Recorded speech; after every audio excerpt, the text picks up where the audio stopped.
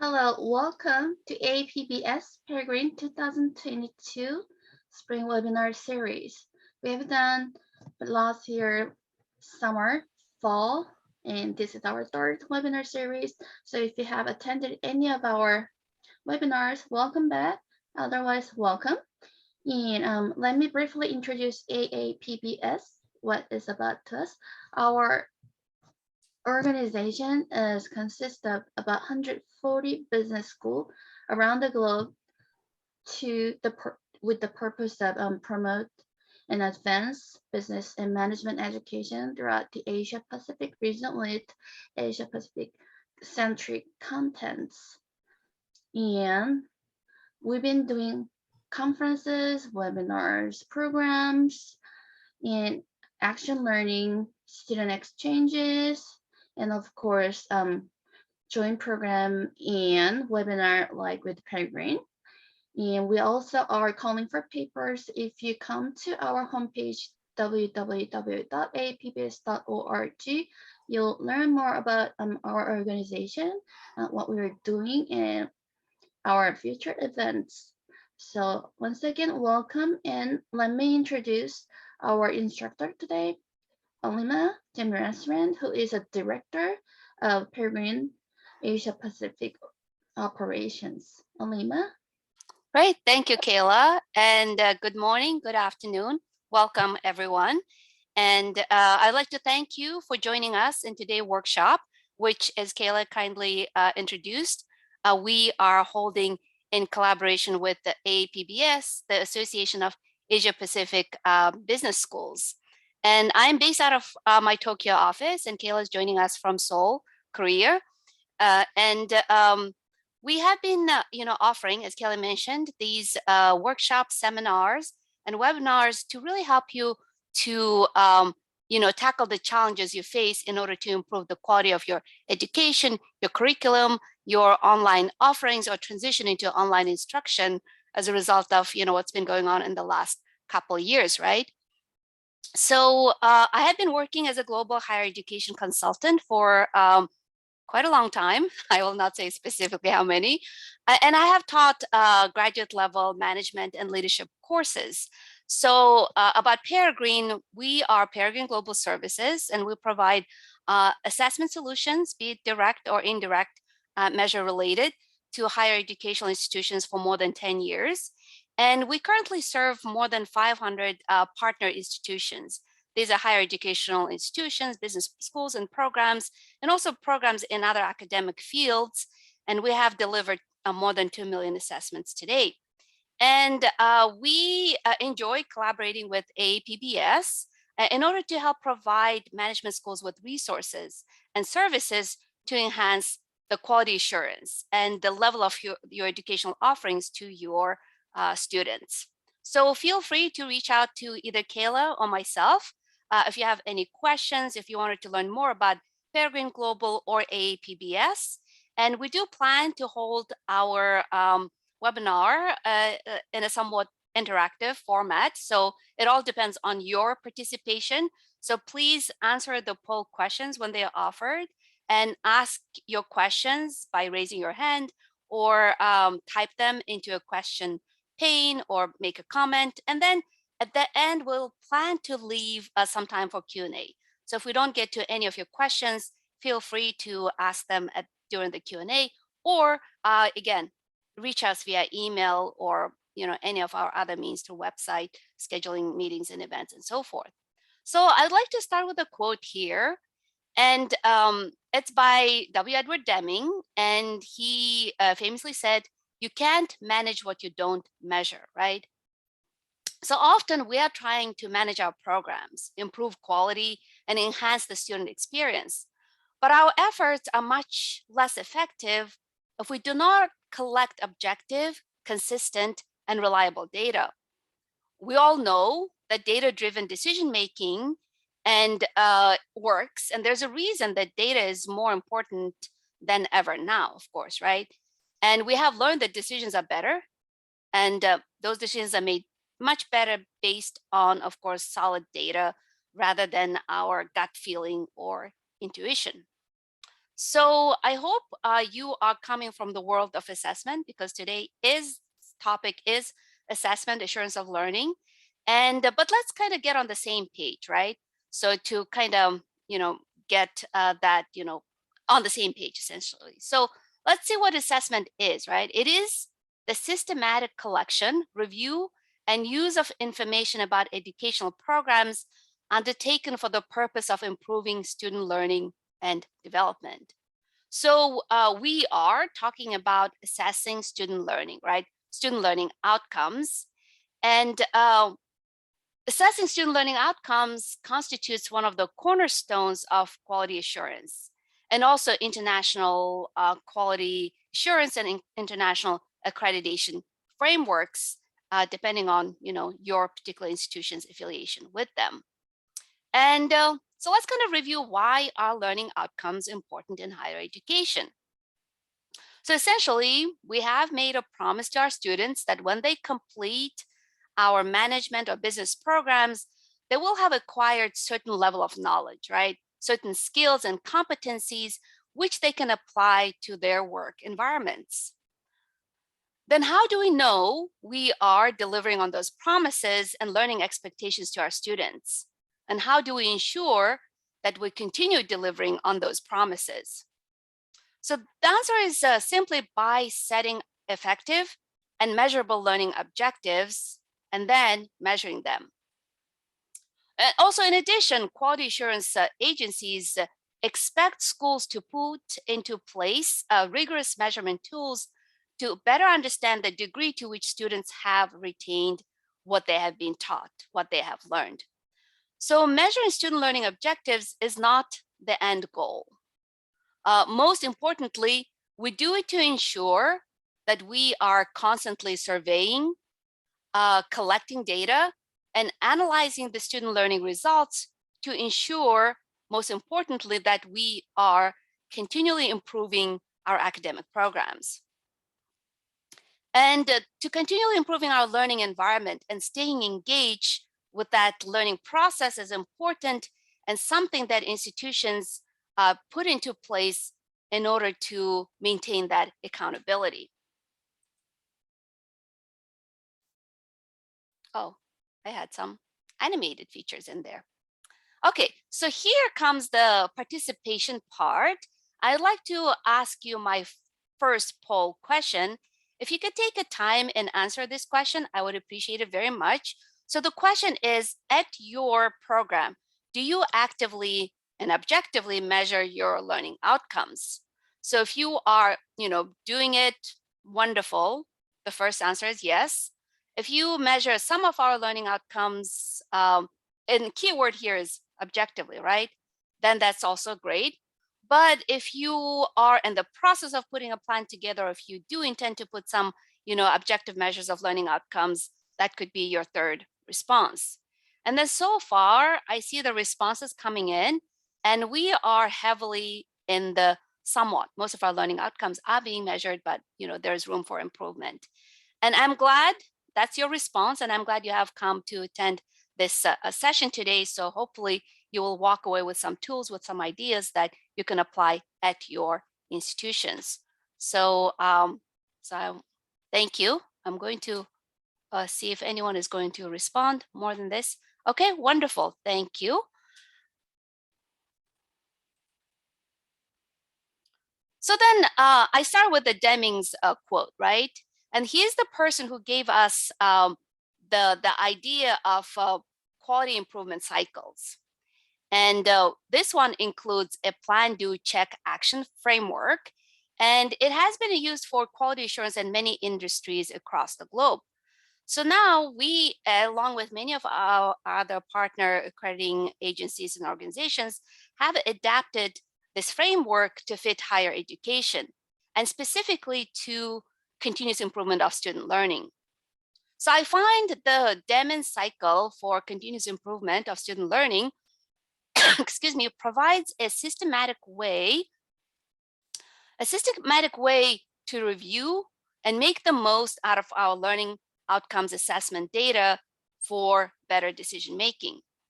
So as you can see in this infographic that we start with the plan step, and which is the one of the most important parts of this cycle, right? To establish your clear learning outcomes at the program level.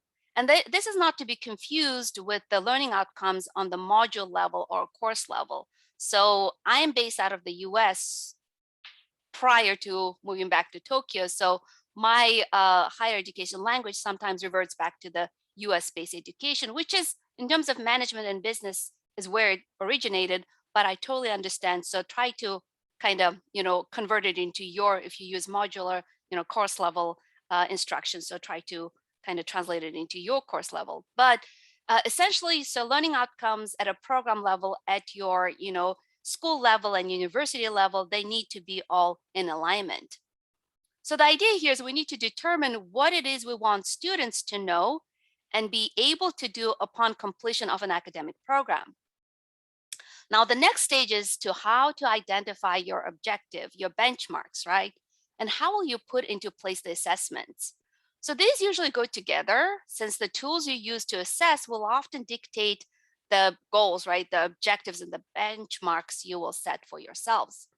Now, at this point in our continuous improvement cycle, where we have identified outcomes, our objectives, and considered a process, we move next to the collection and analyzing stage, right?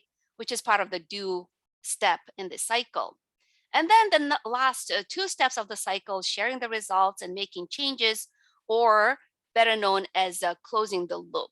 So I'm sure if you go to various international accreditors conferences or seminars and workshops, there's always a discussion of closing the loop. And that's where the whole point of assessment is, right? To identify areas of strengths and weaknesses, and to get some actionable data which you can use in order to make improvements in your academic program. So today we will focus mainly on the last stage of the Deming cycle. So making changes and improvements into your academic programs, and continue the process to see if we have closed the loop. So you will notice that instructional content is not part of the cycle. And I think we often want to lead with the content and then assess based on the content. But it is important that we lead with our learning outcomes and objectives as a method for improving academic programs.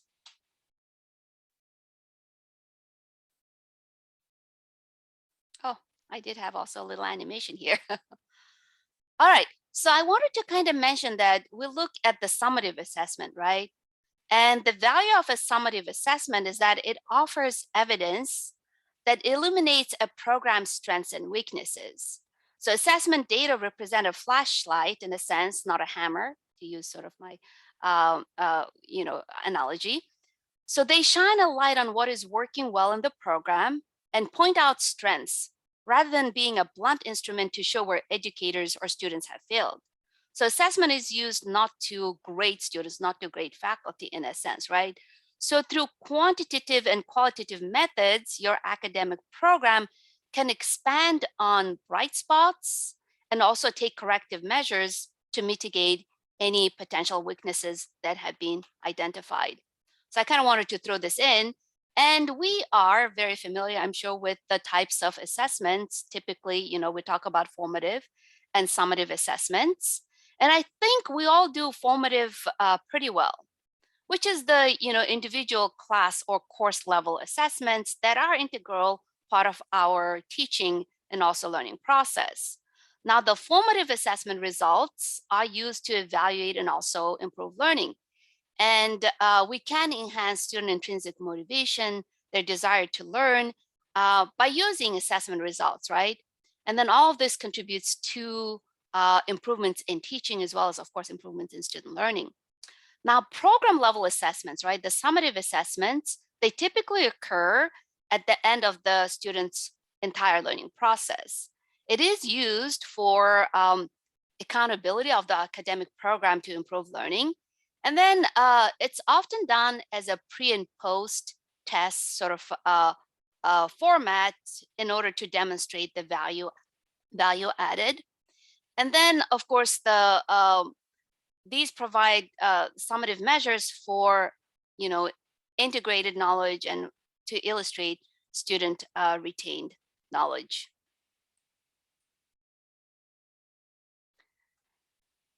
And of course, the important part of summative or programmatic assessment is to ensure that you have both direct and indirect measures of student learning, right? And you can do the direct measure of learning utilizing a comprehensive assessment tool that could be either an embedded assessment or a standalone exam. And direct measurement results are generally used to support continuous improvement at the institution. Now, indirect measures provide a view of student learning, for example, attitudes, right? Perceptions, feelings, and values. They imply student learning by, utilizing self-reported data and reports through, questionnaires and surveys and so forth. And these measures are commonly used in conjunction, with each other, direct and indirect measures of learning. So, when I go and work with schools that are fairly new to the framework of quality assurance, of assurance of learning, I would get questions as to how come we cannot use final grades or course grades as part of summative assessment in order to, comply with the international accreditation requirements, for example, right? And then why final grades are not program level assessment? They're not. So I have this example of a marketing course of two students' final grades. Student 1, student 2, they both have 81%, right? And that's the final grade, which looks great. However, we can see from the grade breakout that final grades incorporate items such as participation, right? If a final presentation was used as part of the grade, then the grade takes into account a host of different aspects rather than learning, right? So the form, the presentation style, and how the presentation was delivered, these are items that are not related to learning, actual learning directly, right? But they are still part of the final grade. So, and that's part of the reason why this is not measurement of student learning, right? So for measuring retained knowledge and learning outcomes, you can see that the final grade does not help you to comply with the quality assurance requirements. So here's the next question I would like to ask you. And now that I've covered briefly different assessment instruments, could you please share with us what assessment instruments you use at your institution, at your program, in order to measure your learning outcomes?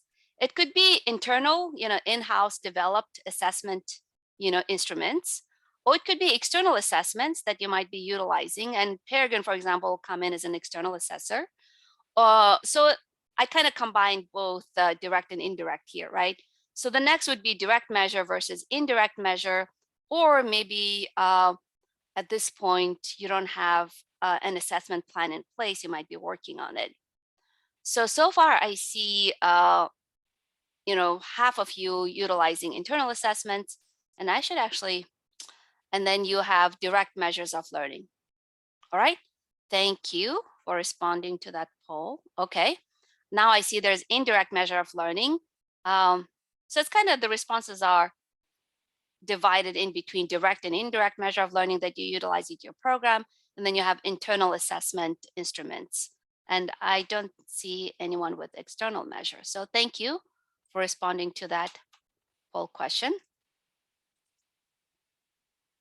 So here at Peregrine Global, right, we have developed a host of solutions to help you to make sure your assessment process and implementation are effective, efficient, streamlined, and most importantly, economic in terms of not only financial resources, but also human resources, time and energy, and the utilization of your talent, essentially.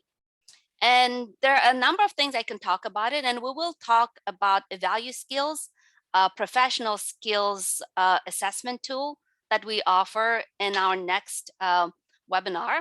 But today we are going to focus on the business education knowledge-based assessment tool, which we call Global Business Education Assessment. So I hope you'll be able to join us to learn more about what does Evaluate Skills do for you, which actually assesses what we call the soft skills or professional workplace readiness skills using a tool we have developed using a 360-degree evaluation. So this, Global Business Education Assessment Service was specifically designed to measure student learning outcomes at a program level. You can definitely use it in a course in a particular class, but it was designed to help you with that bigger overall programmatic evaluation, to meet those purposes, right? So we know that assessment of learning outcomes is a key requirement for both institutional accreditation, your national accreditation, and also international programmatic, be it accreditation or certification, right? And the challenge is to find the right assessment tool that is flexible, comprehensive, and also affordable, right? That provides you data. And for some of you, the external comparison is more important than the others. But for others, you want to be able to really see where your program, where your students start with the program and where you're able to add value when your students complete their learning journey with you. So we have, set objectives for this solution so that we are able to provide you with cost-effective, as I mentioned, and practical solution for evaluating programmatic level learning outcomes, right? And then we wanted to be able to provide you with benchmarking data. And then also, if you wanted to really dissect and get some invaluable data in terms of internal analysis of your program, you're able to get it. And then our goal is to measure students' retained knowledge. What this means is, there's no study materials, there's no textbook, there's no need for the students to do a review in order to take this assessment, because we want to see what they have really retained as a result of their studies at your program. And then at the same time, by utilizing this particular GBE tool, you are able to meet international accreditation, national accreditation requirements. So this, let's call it GBE, Global Business Education Assessment Exam is what we call it. So essentially it's a business knowledge evaluation assessment tool that provides a normed summative solution for academic programs, which you can use for internal and external programmatic evaluation, as I mentioned. It is a customizable solution, and you can easily manage it, and you can easily and effectively integrate it into any of your business programs to really map it and align it with your particular program's learning outcomes.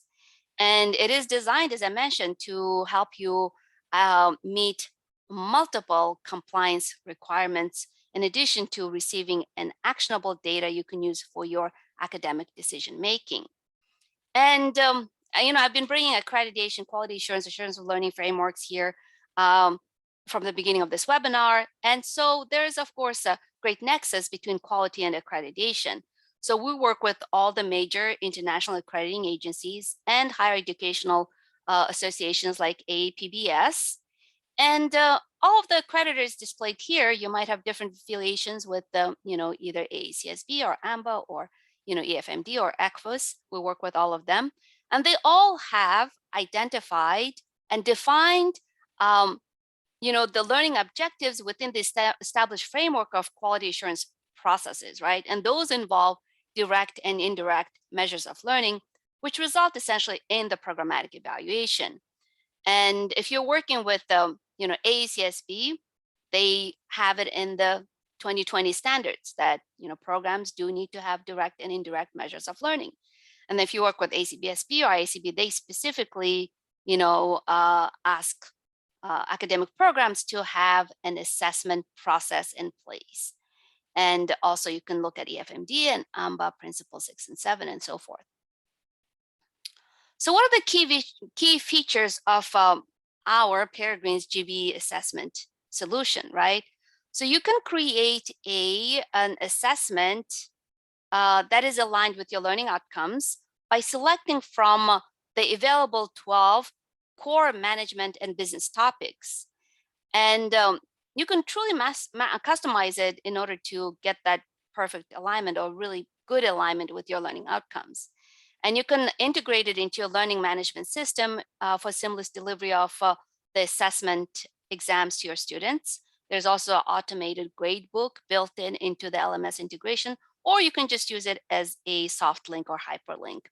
We do offer 2 separate test banks to our management programs, business programs that are located outside of the US. And they are designed for undergraduate programs and graduate programs.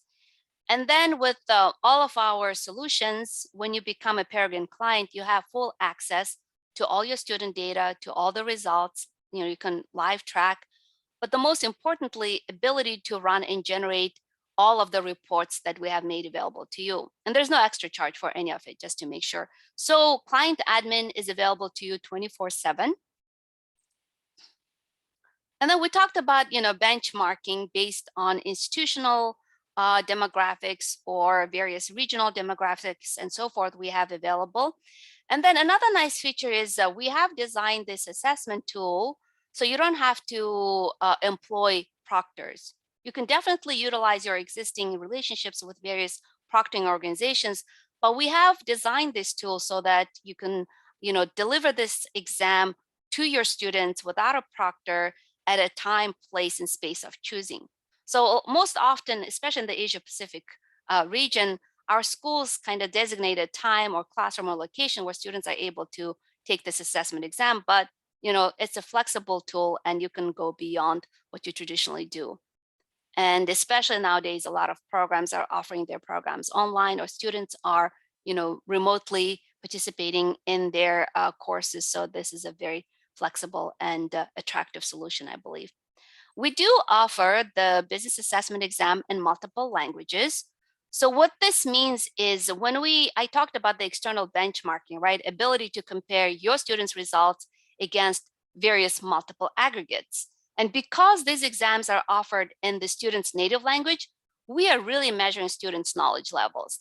It's not an English language proficiency test. So that's how we are able to provide you with the wonderful aggregate data and comparative data in order for you to see where your students are performing relative to not only US-based business program averages, but also European, and we have international, we have Asian average, and we also Indian average, and so forth.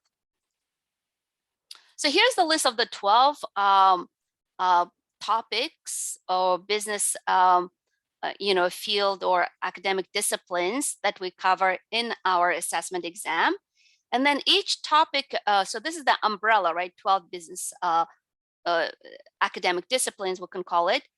And then within it, there are 4 to 8 subject areas. So each subject area typically sort of corresponds to your learning outcomes without the verb. So you can really see if you cover at the undergraduate level, most often you cover anywhere from 10 to 12 of these topical areas. At the graduate level, master's program or postgraduate programs, you are more focused, right? You're more sort of concentrated in terms of what you want to offer to your students. So you'll probably have anywhere from 4 to 8 of these areas covered in your particular program. So that's where the customization comes in.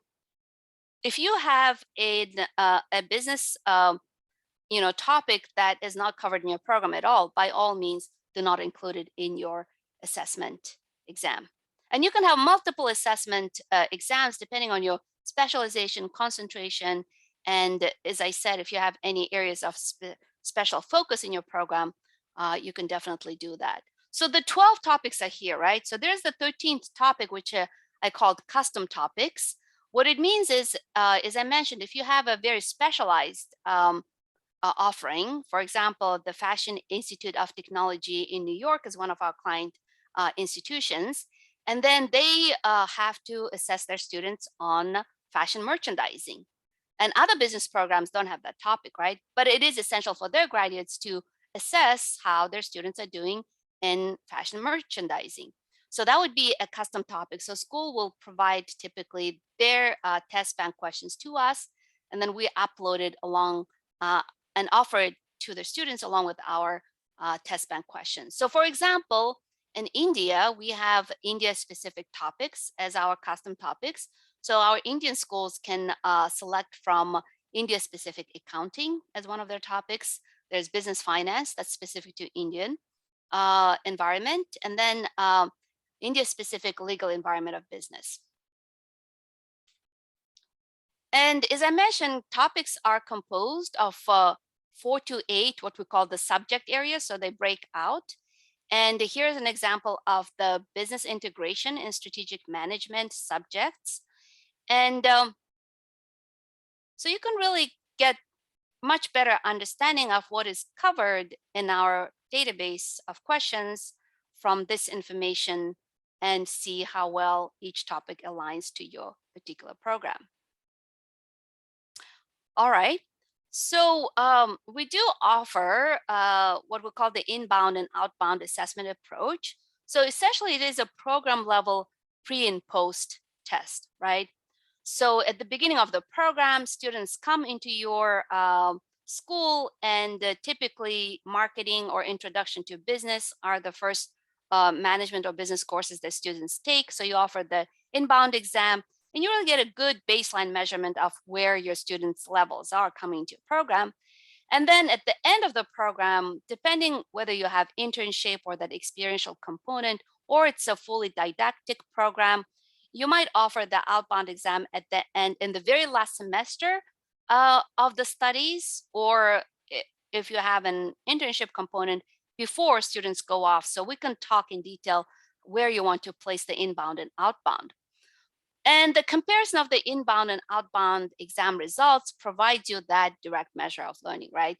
The value added of your academic program, and that you use for your academic benchmarking. All right, here's the next question. And I know, Kayla, thank you. You've been, I think, tracking the chat box, and I don't think we have any questions that have come in. So here I would like to ask you the next question. So we're talking about, conducting assessment, right? Using various tools to measure student learning outcomes. And we have talked briefly about closing the loop. So my question is, to what degree are you able to close the loop using your learning outcomes data that you collect? And first is, we're doing wonderfully. Second is, we're doing a decent job. But if you don't have a formal process and you kind of trying to get, better use of the data that you collect, which, takes time and effort and also funds, I hope you are able to really have a good process where you review the data and the results, share it and analyze it and use it for decision making.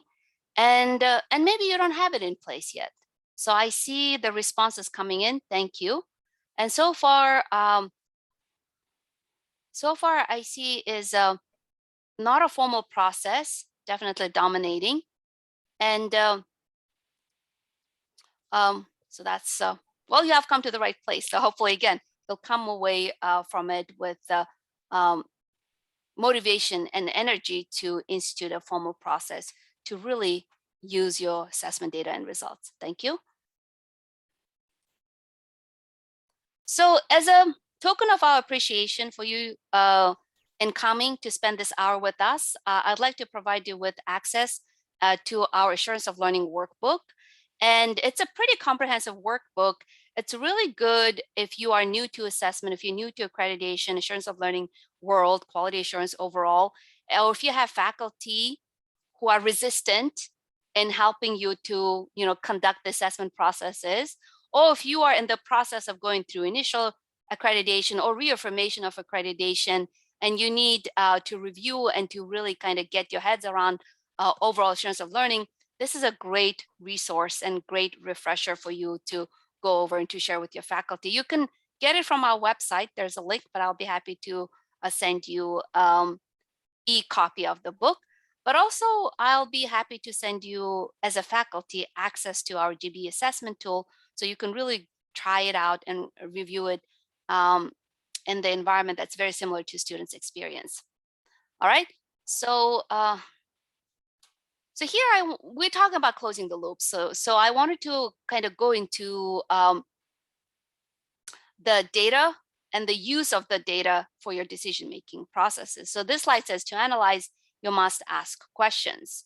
So of course you assess your learners, your learners spend time and effort, and your faculty also part of your assessment process. And you really want to make sure that all that work went into some fruitful results, right?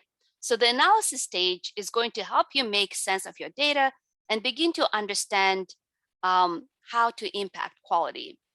And the questions you're going to ask are going to be dependent on your goals, objectives, your institution, your program, and there are many other factors, right, that stem what questions you should be asking.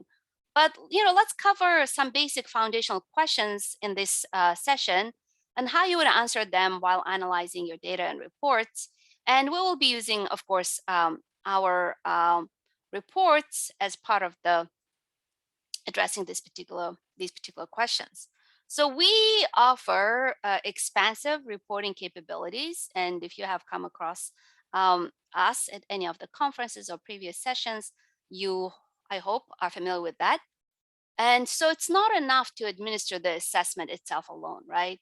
As I've been talking, the most beneficial part of assessment is to use the data and the results to gain insight into how your students are learning, to gain insight into your curriculum, and identify the areas of strengths and areas of improvement, and most importantly, use the data to make academic decisions. So once you identify the gaps, you can start discussing the way to bridge those gaps, right? And remedy those shortcomings. So these actionable results produced by our assessment tool help you satisfy not only your accreditation requirements, as I mentioned, be it national, international, or programmatic, and they help you to address your assurance of learning needs and help you to improve the quality of your educational programs. So here's the list of reports, and I'll be happy to send you sample reports or have more sessions one-on-one to go over what kinds of reports you get. So here's a question, right? What do the data say about students' mastery of subject matter? So in order to answer this question, you would use our internal analysis report. And this is one of the 14 reports that was listed in the previous slide. And then this report is going to break down the exam results at what we call the subject level. Remember, there's the topic, the 12 topics. Each topic is separated into 4 to 8 subject areas. And then this report will provide information at that detailed level. So for example, the topic is business finance, right? And these are the subject levels that make up the business finance. And so it is also good to note here that on our exams, students receive 10 questions for every topic. And then the number of questions they receive in each of the subjects are going to vary. So if Kayla and I take in the exam, we will be offered different set of questions because we have a database of thousands of questions, and the questions are typically offered randomly to the students. So Kayla and I will be taking 2 totally different exams. And even though I was offered 10 business finance questions, which may have covered maybe 2 or 3 of these subject areas, Kayla may get a different set of 3, 4 subject areas from this business finance topic. And I may get 0 questions, for example, related to interest and dividends, for example, right? But because the outbound exam is offered to all depending on your student populations, graduating students or half of your graduating students, depending on how you do it, you will get good sample data. And for example, with the data, you can really see where your students have excelled and where your students have struggled. Let's see if I know how big you can see it, but this is the outbound exam summary table. And then here you will see the number of questions offered on a particular subject and the percent of questions answered correctly. And if a student is offered 1 question related to asset valuation and inventory and got that wrong, it's not enough data to determine that that is an area of needed improvement for that particular student. But overall, once you have 500 students or 1,000 student results, you will be able to identify the trends. So there's a lot of detailed information in this report. As I mentioned, the number of questions offered, percent of questions offered correctly, and it also provides percentile rank, so you can see where your students collectively are relative to the different aggregates that you have selected to compare your student results against. And in terms of, I'll show you external comparison, you can run this report multiple times and see where you stand relative to different aggregate pools. So, by organizing your data down this way, you will easily be able to answer this question: what does this data say about your learners' mastery of a particular subject? This data also represented to you in a graphical way, so visually you can see easily different trends and see where your students are. So the report is quite comprehensive. So there's another question. So how does our students' performance compare to programs in schools like, right? I just mentioned the external comparison report is something that you will use in order to answer this question.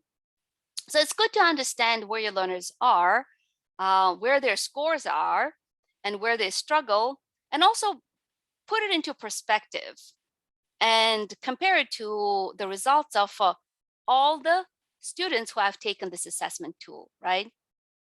And a lot of if you're doing internal assessment, like I've seen in your one of the poll question responses, then you don't have that information in order to answer this question. But as I mentioned, because Peregrine serves more than 500 institutions and we have administered more than 2 million exams, we have this data available for benchmarking. And our partner institutions are able to address this question using the external comparison report, which allows the schools to choose up to 5 external benchmarks in one report, but you can run it multiple times, right? And therefore, you can compare your students' performance against schools that are similar to you based on geography, institution type, private versus public versus, delivery modality. And what is a nice thing about this reporting feature is that you can run this report in real time, right? And then you can really run it multiple times to see where they are. So this is kind of one of the sheets from the report.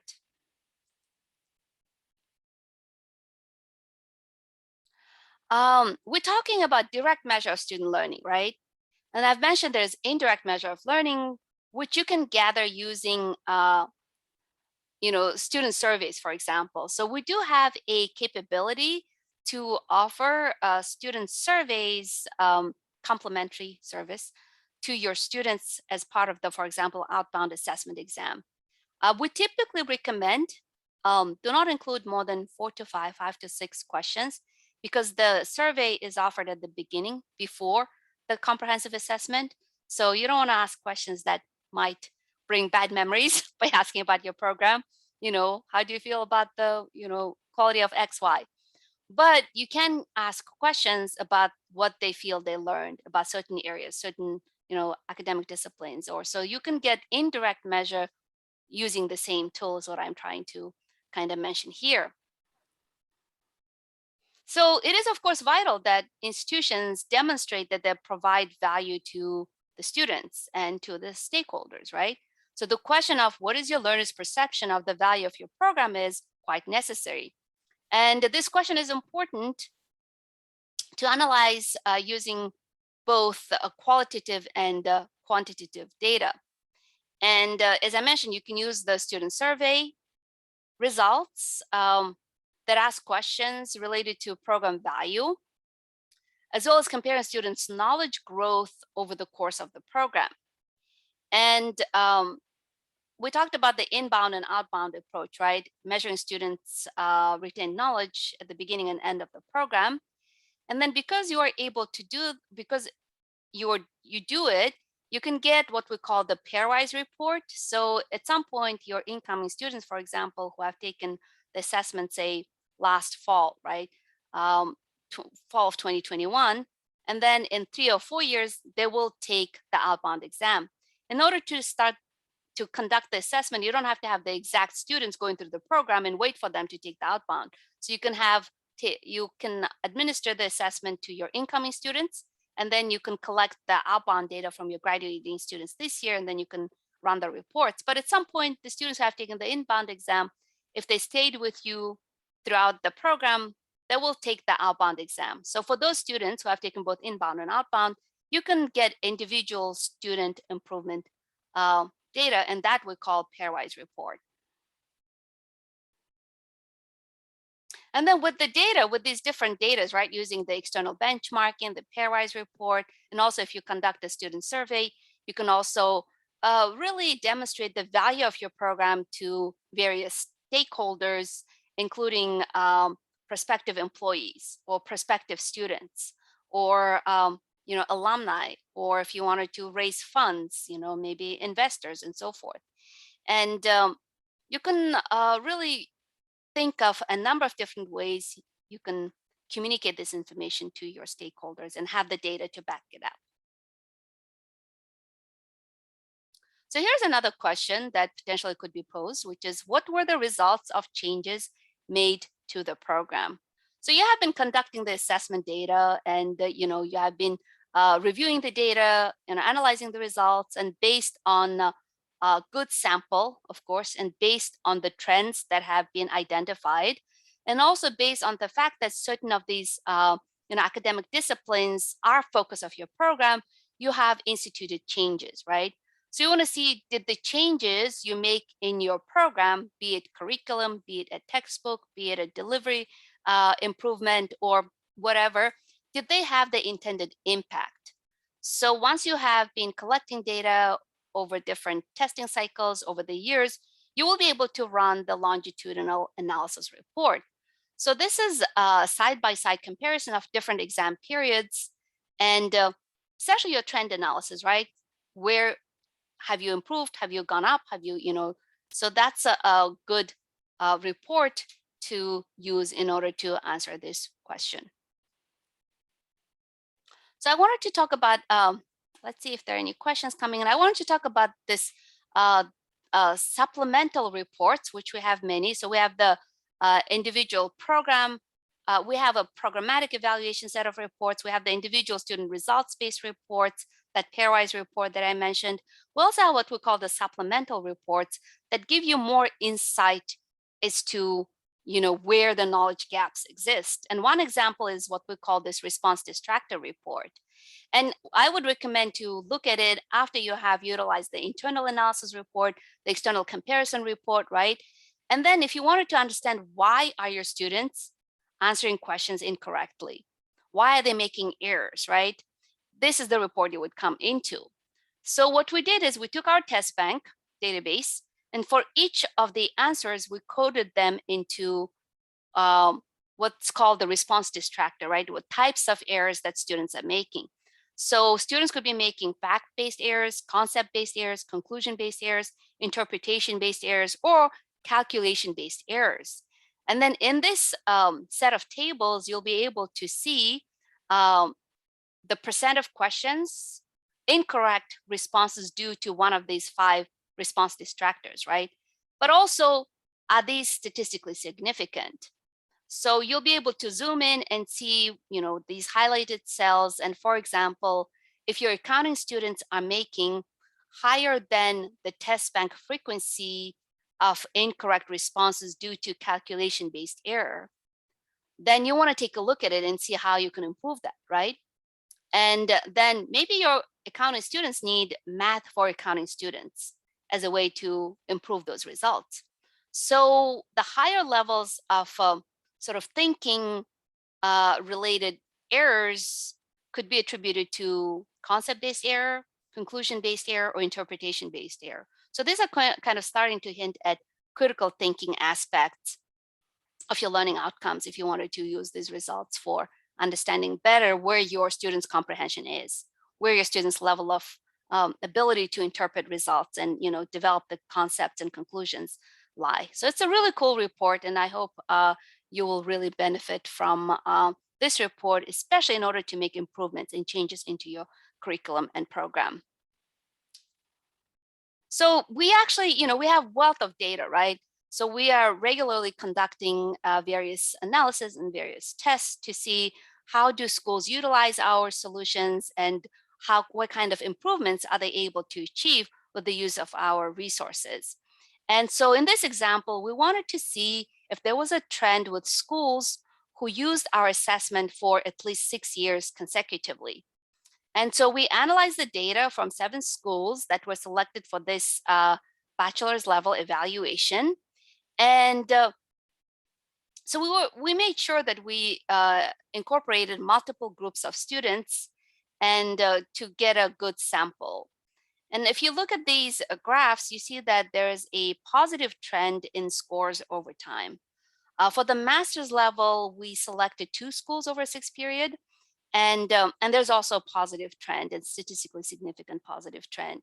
So this suggests that schools are using the assessment results to make changes in their programs and improve the quality of their education. So that's a really good sort of good news story for us, right? So the schools that are using our tools are not using it for the sake of just collecting data and conducting assessment. They're actually the improvements that are also going as a result, hopefully, of using the data and the results. So in summary, with the Global Business Education Assessment tool, we are able to provide you, as we have set out from the beginning, with a cost-effective and practical solution to evaluating learning outcomes directly at a program level, and also provide you with actionable data, right? Usable data that you can use for your continuous improvement work.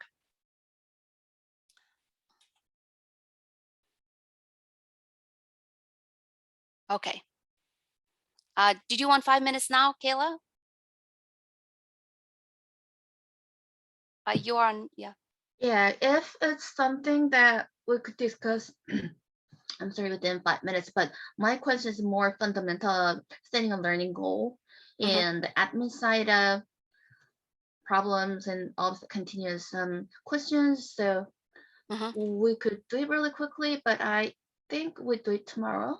Spend more Yeah, time. yeah. So absolutely. So we do the assurance of learning sort of workshops and seminars quite a bit. And there's a whole aspect of how do you set your learning outcomes? Is that what you're asking? And what are the different Yeah, learning goals and learning goals? outcomes. And often when we do the accreditation and reaccreditation, we know the templates. We've been to workshops, so we know how to write up the statements, how to make the templates, but the results compared to other schools, if the result is low, then are we worse than other schools and all those questions? So I have multiple of questions about learning outcomes, setting goals, and how to read the report. So we could continue on tomorrow. Yes, absolutely. So I'll try to cover that tomorrow in a bit more in a more detail. Today I didn't get into that part, but that's an excellent question. And just to, as I said, so let's go into a little more detail tomorrow, but to answer you in a short sort of form is with assessment, especially with external benchmarking, uh, and that's what accreditor is looking to. They're not looking for good performance versus bad performance, right? What they're looking for is understand where you are, relative to the different external benchmarks, but more importantly, set goals that are achievable.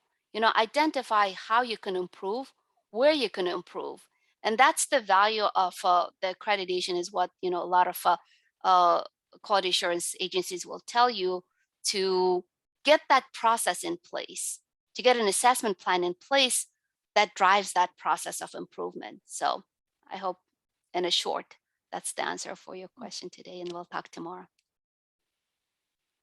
Thank you. And, tomorrow, I hope here's my last poll question. But tomorrow, I hope you'll be able to join us at the same time. And in order to make it flexible, in order to help you, attend this session, we're offering it twice a week, the same topic. But depending on interaction, this is going to cover, of course, um, different areas. Like last week, we talked about one-day strategy simulation. And one day we had on one of the 2 days, there were a lot more questions geared to the application of it, right? The other one was the concept based. So depending on each session, we end up having different sets of discussions. So I hope if you're able, you'll be able to join us tomorrow. And then my last question I wanted to ask you is, I know I wanted to leave more time, but my apologies, I didn't get to, but could you please share with us how we can help you, right? In your quality assurance journey, in your journey of improving your academic program. As I said, I'll provide you access to the assessment exam so you can really test it out, demo it out. I'll be happy to send you the AOL workbook, the soft copy of it.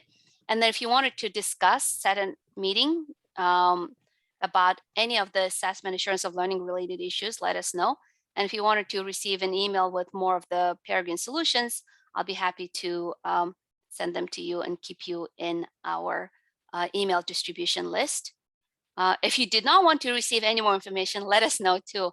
We don't want to send you more information than you need to, or send you information when you're not ready or when you involved in a different cycle of your journey.